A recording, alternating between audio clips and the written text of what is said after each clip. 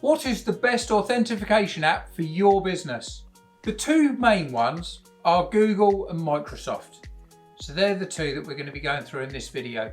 There are other ones, but these are the two biggest, generally have the most investment with the most features. So when we're comparing the two authentication apps, generally we're looking at the paid examples. So often if you're with Microsoft 365 and you're paying a monthly or an annual subscription, then the authentication app will have all of these features. So number one is the user experience and the overall interface. So Google tends to be a much easier, simpler interface, but it is a little bit more basic. You do get more features overall with the Microsoft app. However, it's not quite as easy to use straight out of the box. You kind of need to know where to navigate. Area 2 that we looked at is backup and recovery. Google used to be pretty bad for its backup and recovery. However, in recent updates they have improved it. So just make sure if you're already using Google that you have updated to the latest version. In terms of Microsoft, the cloud backup that it comes with is particularly good. Number 3 we looked at is cross-platform support. So what's it like on the different platforms? In terms of Google, it's relatively static. It works on iOS, so Apple, or it works on Android, as in Google. It doesn't have a desktop feature. Whereas with Microsoft, it works on both Apple and Android, but also Microsoft platforms as well. And it does have a desktop app. So it can be much easier depending on your location and how you're using technology. Number 4, we looked at additional features. What does it actually do?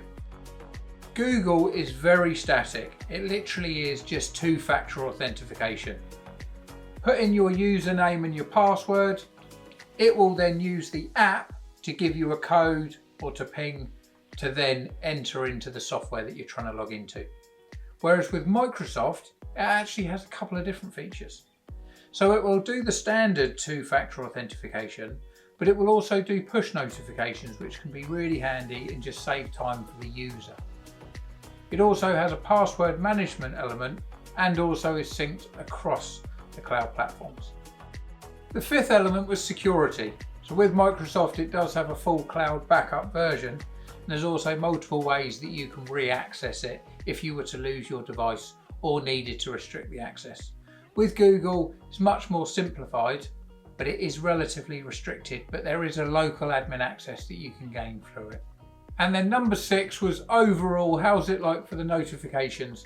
Microsoft gives you the ability to either enter codes into it or actually receive push notifications. So when you do use your username and password, it will then actively push to the device so that you can just click yes and access what you're trying to do.